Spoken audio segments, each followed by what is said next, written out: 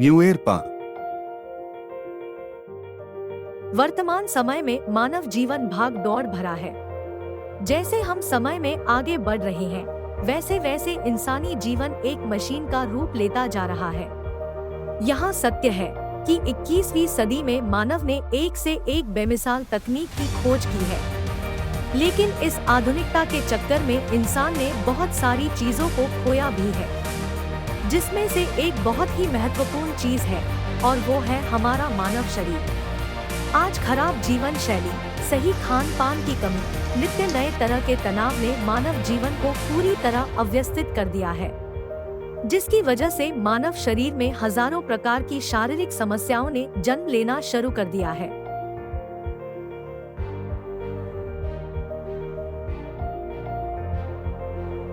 आजकल रीढ़ की हड्डी में काफी प्रॉब्लम देखी जा रही है। इनमें दर्द और कुछ बीमारियां शामिल है। सबसे पहले रीढ़ की हड्डी की स्ट्रक्चर को समझाते हैं। रीढ़ की हड्डी साइड से उसके आकार जैसी दिखती है, वर्टिकल बार। रीढ़ की हड्डी के अलग अलग पार्ट्स होते हैं, जैसे गर्दन के 7 वर्टिब्री,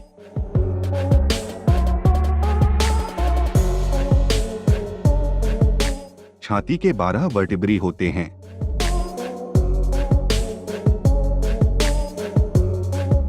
कमर के 5 वर्टिब्री होते हैं,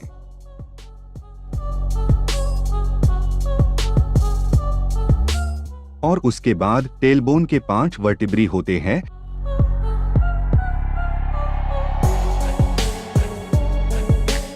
वर्टिकल बार ये वर्टिब्री हड्डी के बने होते हैं और हर 2 वर्टिब्री के बीच एक डिस्क होती है। वर्टिकल बार, यह डिस्क ही रीढ़ की हड्डी को मूवमेंट कराने में हेल्प करती है।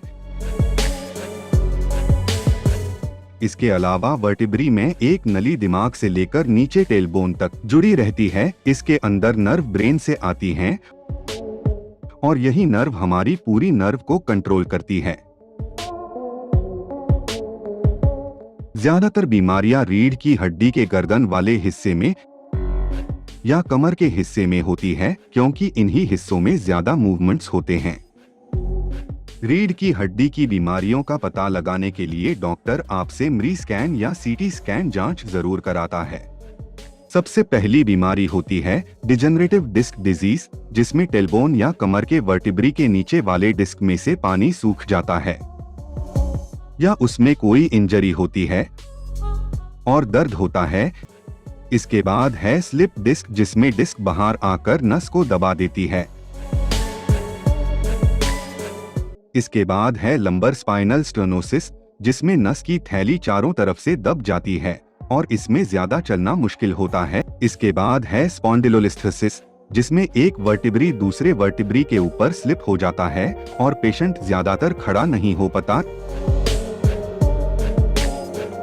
इसके बाद है वर्टिब्री फ्रैक्चर या ब्यूरस्ट हो जाती है, जिसमें एक फ्रैक्चर वर्टिब्री को डॉक्टर सर्जरी के माध्यम से रिपेयर किया जाता है और वर्टिब्री को फिक्स कर दिया जाता है।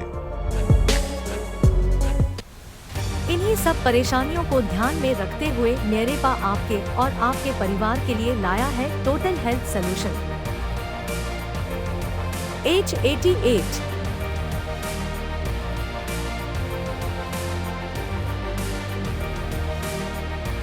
यह है मोस्ट एडवांस्ड स्पाइन मसाजर, जिसमें है 10 ऑटोमेटिक मोड्स। इससे हमारे शरीर को मिलता है moxibustion, acupressure, massage, far infrared rays, chiropractic, electromagnetic, low level laser. इसी के साथ हमें मिलता है multipurpose projector, advance remote control, dual ETS, movable projector और यूटिलिटी मैट।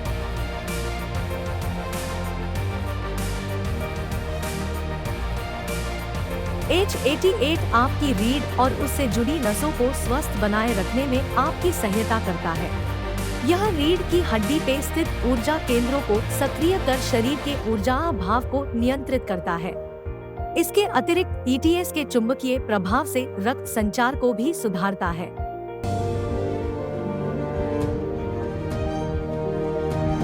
ये मशीन का 3 पिन प्लग है जिसको ऐसे ऑन करना है।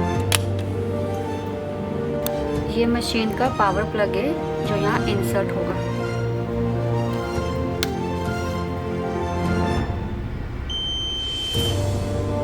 इसमें रिमोट कंट्रोल है, एक्सटर्नल मैट है, एक्सटर्नल प्रोजेक्टर है और ये पिन ऐसे इंसर्ट होगी। जो इसका कट पॉइंट है ये ऊपर रहेगा और इसको लॉक करने के लिए इसकी जो चूड़ी है इसको यूँ घुमा देंगे और ये है एक्सटर्नल मैट का। इसमें भी कट पॉइंट ऊपर रहेगा और इसको लॉक कर देंगे।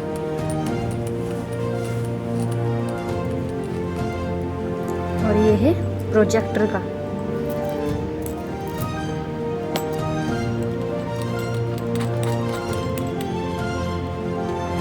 ऐसे ये इंसर्ट होंगे।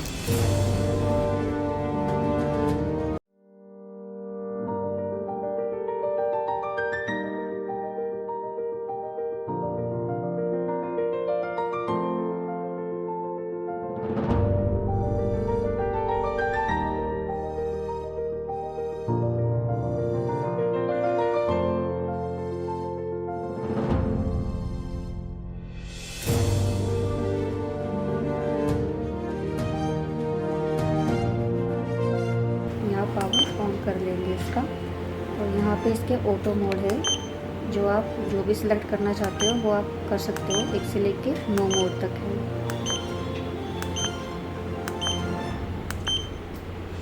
इसमें एक 10वां मोड भी है जो है 7 मोड, जो अपने आप ही ऑटोमेटिक चलेगा। और इसमें है इंटरनल प्रोजेक्ट। इसका टेम्परेचर यहाँ से अप और यहाँ से डाउन कर सकते हैं। और इसमें है एक सबमेट जिसपे मैंने भी पैर रखे हुए हैं। इसका टेम्परेचर भी आप यहीं से अप डाउन कर सकते हैं। ये है एक्सटर्नल प्रोजेक्ट। इसका टेम्परेचर आप यहीं से सेट करेंगे। और ये है ETS ऑन करेंगे तो यहीं से ETS ऑन होगा। और ये है एक्सटर्नल मैट।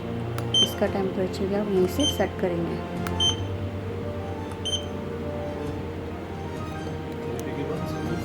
थेरेपी के बाद रिमोट को स्विच ऑफ कर देंगे। अब हम देखेंगे ETS मोड ऑन कैसे करते हैं और इसके वेव्स कैसे काम करेंगे।